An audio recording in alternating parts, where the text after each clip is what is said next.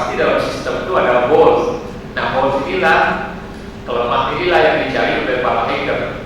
Saya beberapa kali mengatakan bahwa hackers itu bermanfaat untuk digital forensik, istilahnya, untuk melihat kelemahan sistem kita di mana. Dia perlu menguji. Gitu. Tapi yang melanggar itu sebetulnya bukan hack itu, tapi mengcrack, menjebol, mencuri data, memperjualbelikan.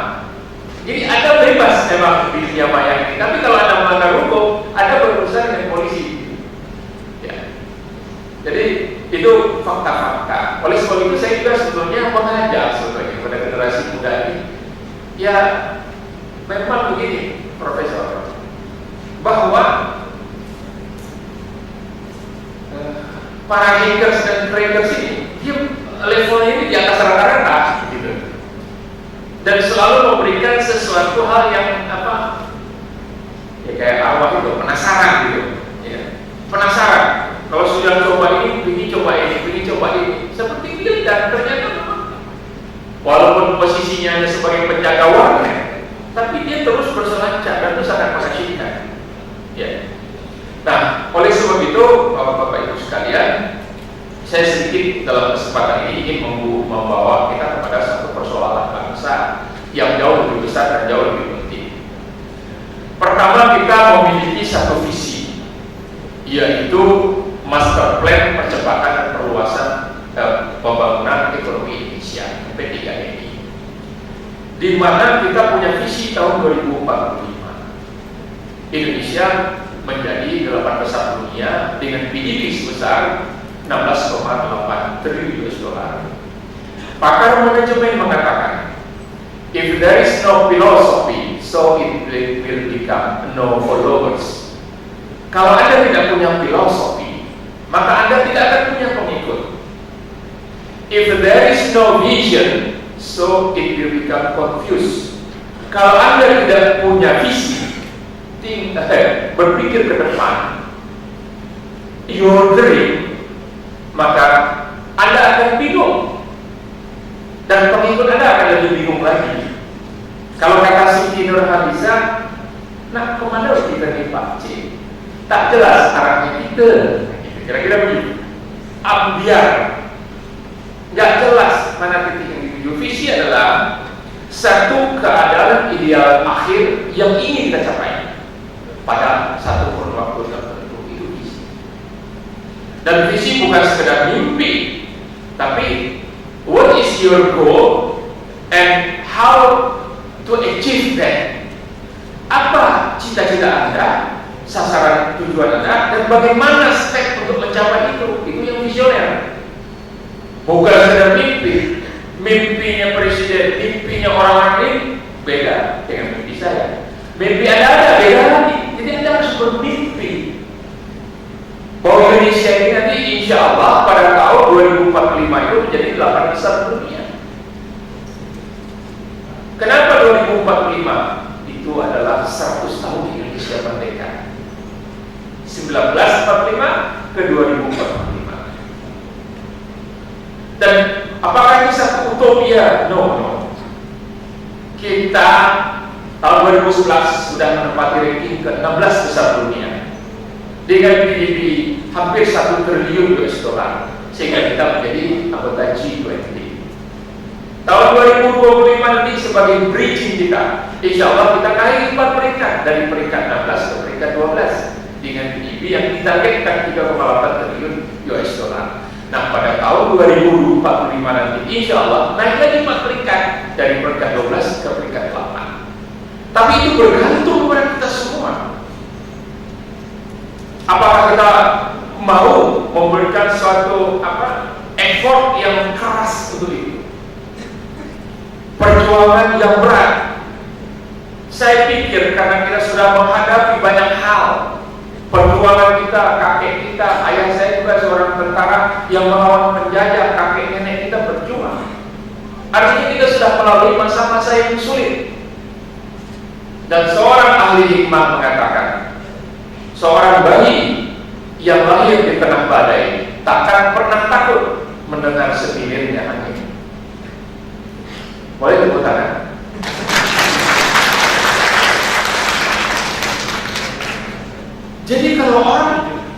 kalau kita lihat bangsa-bangsa Eropa, Anda jangan melihat sepak bolanya saja terus Anda pakai MU, Barca, Real Madrid, bagaimana teknologi mereka. Coba lihat latar belakangnya. Ada yang baca sejarah Perang Dunia Kedua, Second World War. Berapa orang event organizer-nya, dalam tanda kutip kuat, dan berapa korban? Ada yang tahu data berapa orang terbunuh meninggal di selama Perang Dunia Kedua? 50 juta orang. Berapa event organizer-nya? Hanya 5 orang. Hitler, Stalin, ya, Eisenhower, kemudian Hirohito, dan yang kelima itu bukan Churchill. Mussolini itu dikooptasi oleh Hitler. Jadi 5 orang ini 50 orang terbunuh. Sebetulnya bom atom, sebutannya diperhalus oleh Amerika dengan bom atom. Sebetulnya itu adalah nuclear bomb. Itu sebetulnya mau dijatuhkan di Berlin. Cuman pada saat itu Berlin sudah rata dengan tanah, dipindahkanlah dia ke Hiroshima dan Nagasaki. Dengan Presiden Amerika waktu itu Roosevelt mengatakan setelah Eisenhower meninggal, katakan tolong jangan bergaduh, saya mau mengukur Jepang. Itulah dia. Tapi Anda lihat bagaimana negara-negara itu bangkit, bagaimana negara-negara itu kembali ke puncak kejayaannya. Jadi Jerman itu disebut tim Panzer. Biar 3 menit terakhir, 2 menit terakhir, nggak ada cerita mengalah. Timnya itu terus bertarung walaupun sisa 2 menit. Itu Jerman. Dia sudah luluh lantak dulu itu. Jadi mental itu, nah ini mental ini perlu ditiru. Bukan gurita di Jerman itu perlu ditiru. Tapi mental, petarung adalah orang yang dipukul, dia jatuh, dia bangun lagi, melawan kembali ke petarung. Sementara pecundang adalah belum dipukul sudah jatuh dan gak bangun lagi. Kita harus jadi petarung dan kita bangsanya mampu supaya kita nggak jadi pembantu lagi. Mohon maaf, TKI, TKW, dia disetrika, disiram air panas, digantung, diperkosa, dipancung di negeri orang. Kita ini manusia, men. Ya, kita punya harkat dan martabat, dan kita punya kemampuan. Nggak kalah dengan bangsa-bangsa lain. Ini pesan anak muda. Jadi saya katakan bahwa ini perlu mencapai visi tersebut. Nah, oleh sebab itu ada unsur yang penting di situ adalah connectivity, konektivitas, di mana Kemenkominfo mencoba membangun ini semua. Jaringan fiber optik insya Allah sekarang sedang berlangsung ke arah Ternate. 5 pulau besar tempatnya sudah. Dari kurang lebih 80.000 kilometer itu 60.000 kilometernya sudah connected. Itu dinamakan dengan Palaparing Project yang menyatukan Indonesia dalam jaringan fiber optik. Sehingga nanti di kota-kota besar termasuk Surabaya sudah ada jaringan broadband. Jaringan broadband dengan speed kurang lebih 2 MB ke atas per second. Nah ini ada yang 8 MB dan 10 MB, silakan, harus dikembangkan. Kok masih lemot Pak Tim? Ya kalau yang gratis-gratis tadi lemot. Tapi kalau Anda mau bayar sedikit, ya yang khusus itu internet service provider-nya tergantung. Anda mau spektrum berapa ada di situ. Tapi kalau yang public service lemot. Tapi kita harapkan nanti di kampus-kampus kan juga sudah mulai sedikitnya bagus.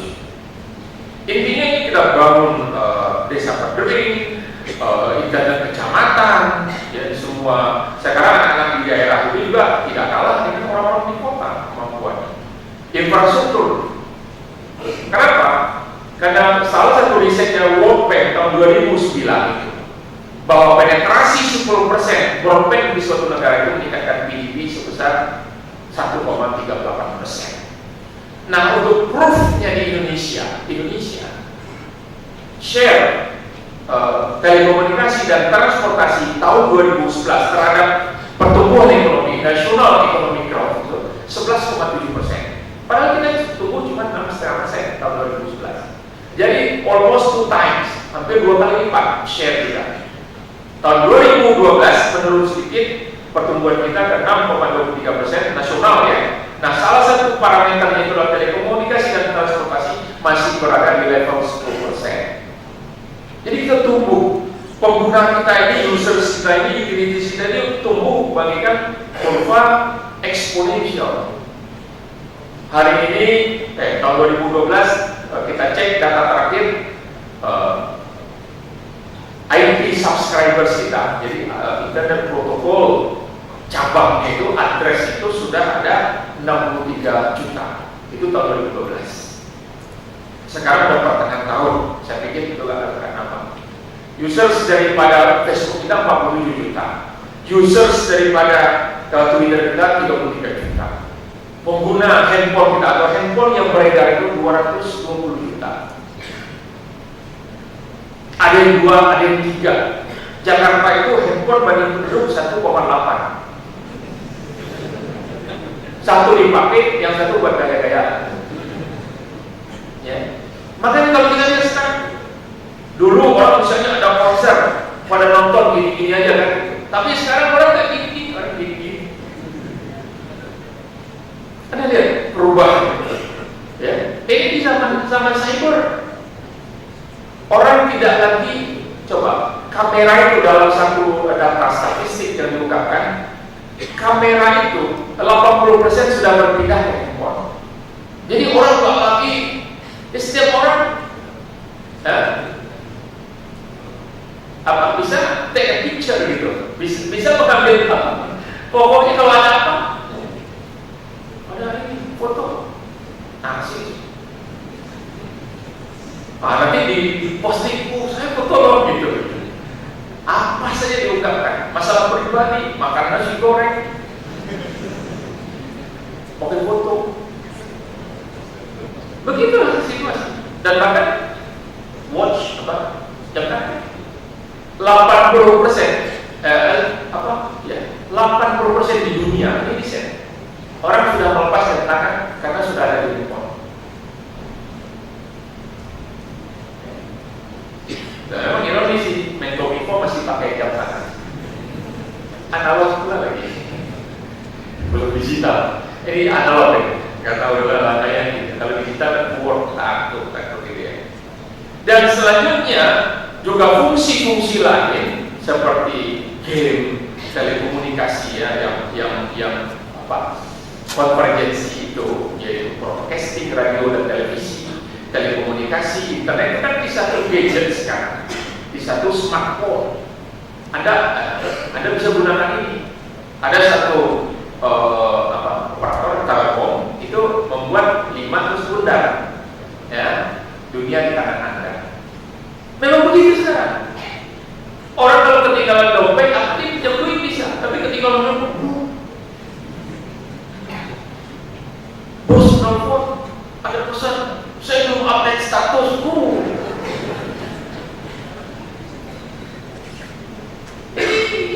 Realita. Ya. Bagaimana utilitasnya itu? Jumlah transaksi luar biasa.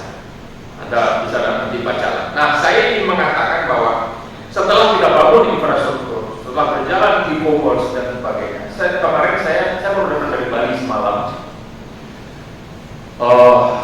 hadir dalam forum Pempek seluruh Indonesia. Itu saya di awal tuh membuat satu kalimat saya, usaha media yang tidak mengantisipasi perubahan teknologi dan perkembangan teknologi, khususnya teknologi informasi dan komunikasi (IT), maka dia akan bagaikan batu apung yang terombang-ambing di tengah derasnya arus. Lama-lama dia terpikirkan dan tidak berarti. Media, mereka kejut kan, pertama media cetak, printing media. Saya bilang antisipasi. Dan artinya ke depan itu memang seperti itu. Wajahnya itu kok konvergen semua. Televisi dan dan orang maunya mobile. Apa saja main game bisa disuruh, ngecek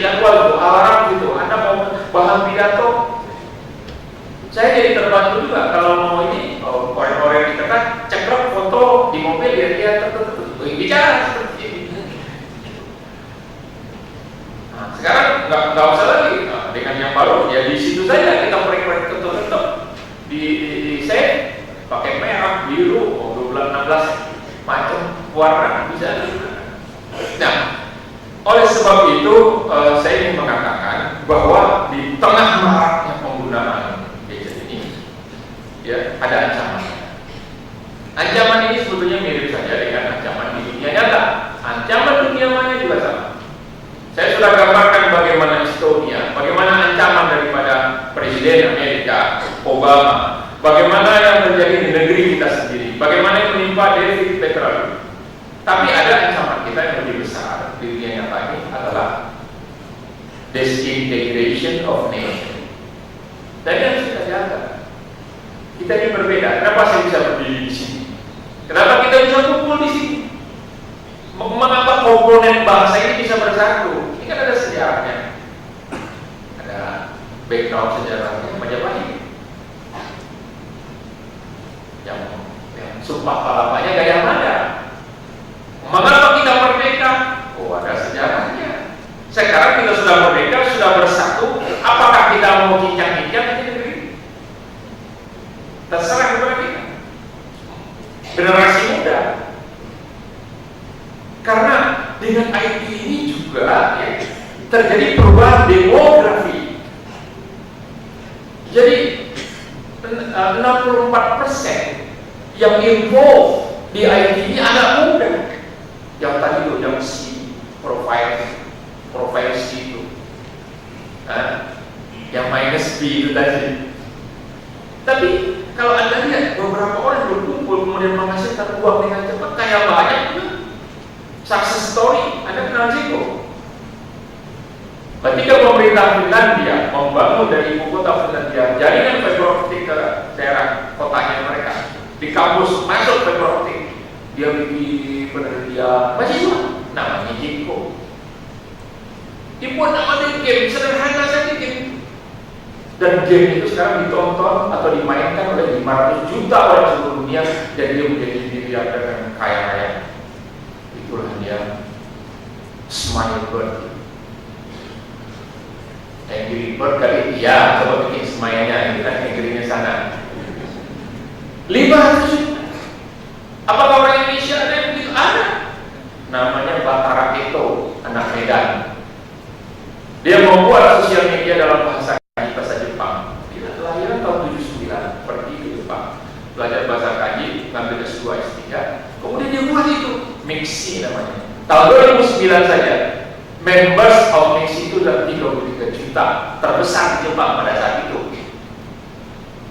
Jadi kalau IT ini terbatas,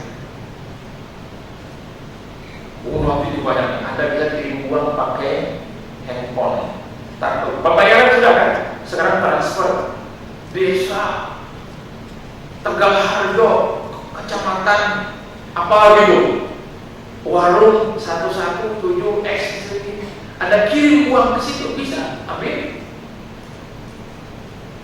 PIN-nya kasih, Bu, saya dapat SMS gitu sekian, dibayar, 10.000, 20.000 bisa. Jadi uang tidak lagi diterima, uang di handphone. Bagaimana protokolnya? Nah, kalau bicara protokol itu masalah teknis. Nah, jadi di dunia maya ini pertarungan ini luar biasa. Saya kalau buka ini terus nggak bisa tidur saya. Jadi saya kalau mau tidur nggak mau saya buka internet. Saya maunya lagi bangun tidur dulu, bangun tengah malam atau menjelang subuh, nah itu baru boleh buka. So, nggak habis-habis, penasaran. Nah, ya pasti ada positif negatif maksud saya di sini. Nah, Anda pernah mengukur nggak atau pernah baca data? Kalau kita baca semua informasi yang ada di website internet dan semua berita-berita, kita tonton semua video dan YouTube. Anda tahu berapa lama waktu dibutuhkan tanpa berkedip? Ada yang tahu nggak? Dapat hadiah kalau Anda tahu. 124 tahun tanpa berkedip. Jadi udah tinggal kerangkanya ya. Dan kerangka juga udah mulai rontok-rontok gitu. Anda belum selesai membaca. Saya ingin poin saya adalah Anda harus tetap selektif. Yang bermanfaat atau tidak, jangan buang waktu Anda. Kerugian Anda mencari hal-hal yang negatif, yang gak ada manfaat. Apalagi merusak, ngeras otak, jangan. Nah, jadi kita secara nasional, saya sudah usulkan ke Presiden mengirim surat adanya National Security Internet. Dan nanti biar Presiden yang selalu nomor satu memimpinnya. Saya mohonkan supaya Menko Polhukam yang memkoordinasikan. Kami sudah berbicara dengan Menteri Pertahanan bahwa Menteri Pertahanan cyber defense di mereka terkait dengan Army. Masalahnya gini ya, Wildan boleh iseng berubah-ubah gitu. Tapi pertanyaan saya, kalau orang lagi operasi sakit jantung, operasi dibelah, lagi dibuka atau dadanya begini, terus dihack sama dia komputer gitu.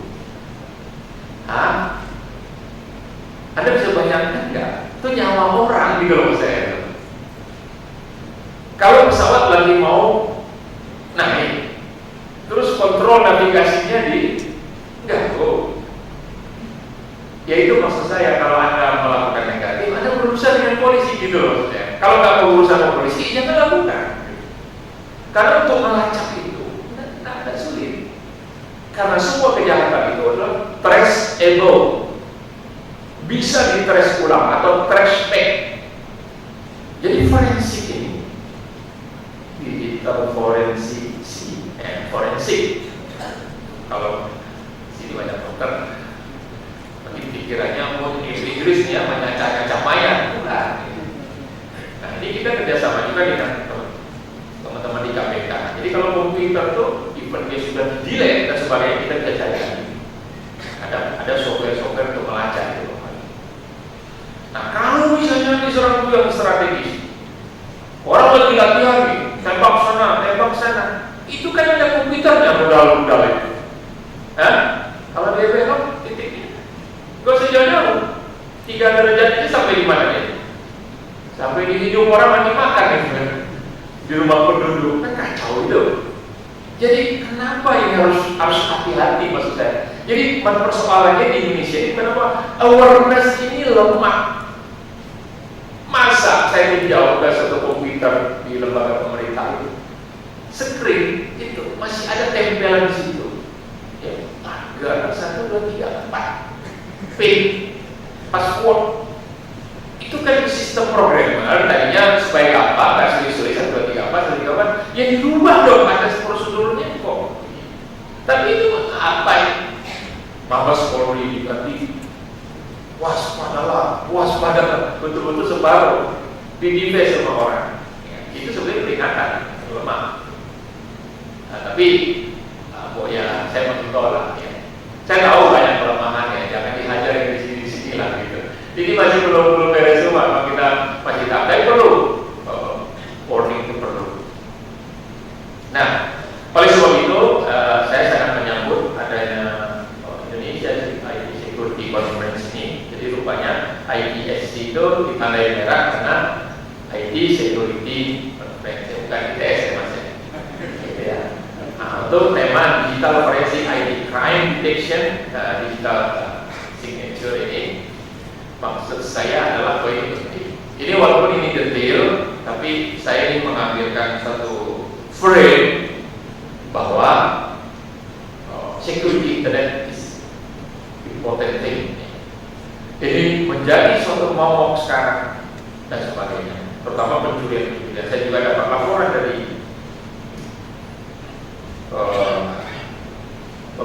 Badan Pemberantasan Terorisnya, banyak betul singkatan kita ini ya. Al-Quran ini belum hafal, kita harus hafalin itu satu-satu ini. Pak Boy itu ya, dia mengatakan bahwa sudah terjadi pasti kita kerjasama juga di bidang terorisme, anti-terorisme itu, counter anti-terorisme itu. Jadi pengambilan uang ya, phishing atau phishing ya, dua-duanya sama itu.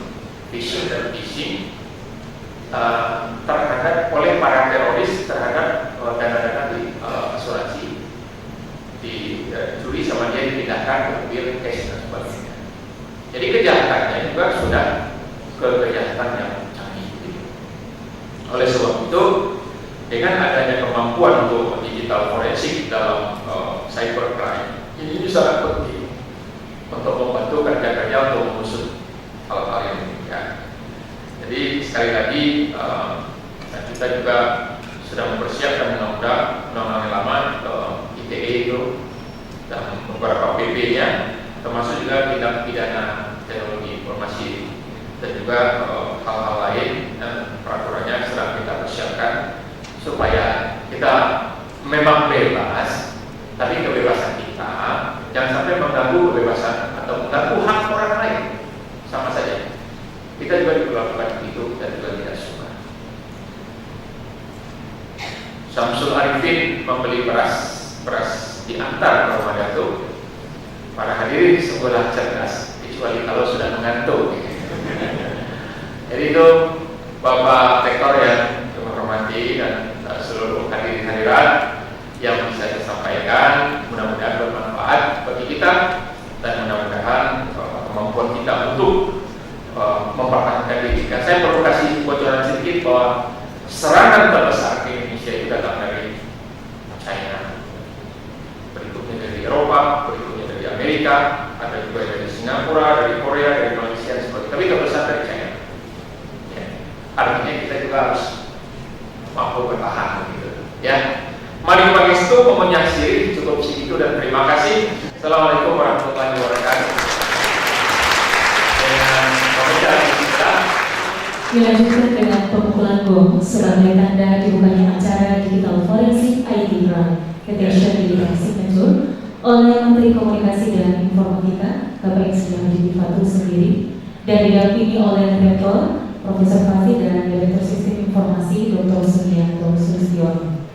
Ya, dengan baca Bismillahirrahmanirrahim. Indonesia IT Security Conference 2000.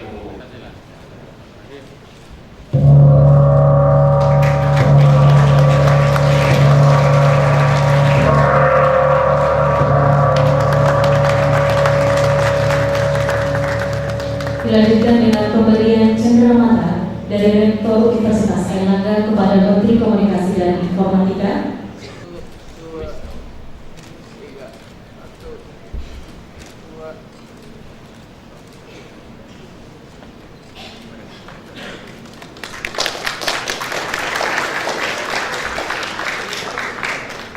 Doa oleh Dr. Anus Musa dengan hormati silakan. Assalamualaikum warahmatullahi wabarakatuh.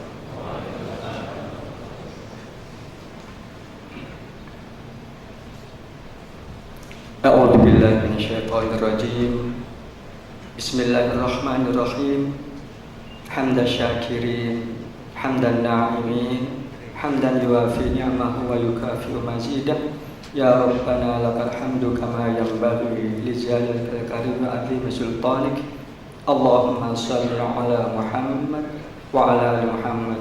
Alhamdulillahi rabbil alamin.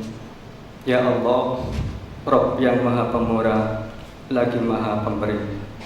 Segala puji syukur kami panjatkan kehadirat-Mu ya Allah atas segala karunia, rahmah dan berkah-Mu yang telah Engkau anugerahkan kepada kami semua yang hadir pada pagi hari ini dalam konferensi nasional Indonesia IT Security Conference 2013.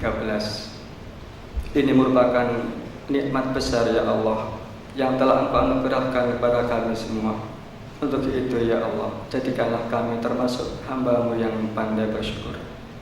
Ya Allah, Rabb yang Maha Perkasa lagi Maha Bijaksana, kami menyadari pada era informasi sekarang ini pengaruh arus globalisasi yang kuat seringkali membawa seseorang pada perilaku dan budaya yang tidak sesuai dengan dasar dan falsafah bangsa kami. Seringkali budaya-budaya luar melemahkan rasa nasionalisme para pemuda dan bangsa kami. Oleh karena itu ya, berikanlah kemudahan bagi kami untuk dapat memahami dan mengaplikasikan hasil dari konferensi ini. Jadikan kami sebagai hamba-Mu yang gemar untuk berbuat kebaikan, belajar lebih keras, berpikir lebih objektif, kreatif, profesional, dan berbakti dengan hati yang ikhlas, serta memberikan yang terbaik untuk bangsa dan negara kami, menuju negara yang baldatun thayyibatun wa rabbun ghafur. Anugerahkanlah kepada kami kekuatan lahir batin, agar kami mampu menjaga dan mengawal sistem informasi yang ada di Indonesia ini. Ya Allah, Rabb yang Maha Penolong, kami sadar ya Rabb, tanpa bantuan dan pertolongan Engkau, kami tidak bisa berbuat apa-apa. Untuk itu, tolonglah kami ya Rabb, satukan hati dan pandangan kami, teguhkanlah tali silaturahim di antara kami, dan kokohkanlah kecintaan kami dan kebanggaan kami terhadap bangsa kami. Tuntunlah gerak langkah kami dan pemimpin kami menuju jalan-Mu yang lurus, jalan yang membawa kepada keberkahan dan keridhaan-Mu. Ampunilah segala dosa dan kesalahan kami, ampunilah segala dosa dan kesalahan kedua orang tua kami, para pemimpin kami. Rabbana atina fid dunya hasanah wa fil akhirati hasanah wa qina adzabannar. Subhana rabbika rabbil izzati amma yasifun wa salamun alal mursalin walhamdulillahi rabbil alamin. Assalamualaikum warahmatullahi wabarakatuh. Hormati, setelah pembacaan doa, acara dilanjutkan dengan coffee break. Dipersilakan kepada para hadirin untuk menikmati coffee break.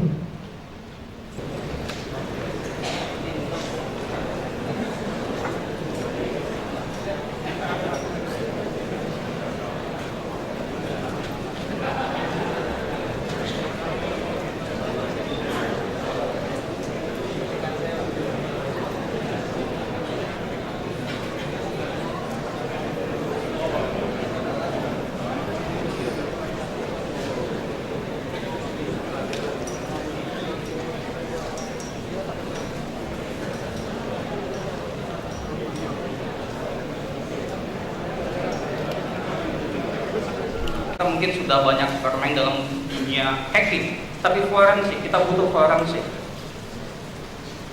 Saya sering berbicara sama teman-teman kampus, please, kampus itu tidak hanya sekedar mengajar, memberi kuliah. Please, teman-teman di kampus juga, dosen-dosen itu memiliki visioner ke depan itu bagaimana. Kalau misalnya kita mengajar sesuatu untuk teman-teman adik-adik mahasiswa yang 5 tahun lagi nanti basi, apa yang kita lakukan itu? Dosen-dosen harusnya dia memiliki visioner nanti 5 tahun ke depan, tren dunia komputasi ini sebagai apa sih, jadinya apa sih? Tren dunia komputasi 10 tahun ke depan itu jadi apa sih? Dan itu harus dipersiapkan sama teman-teman kampus. Dan pada saat ini dunia digital forensik satu dari sedikit bidang yang lagi tren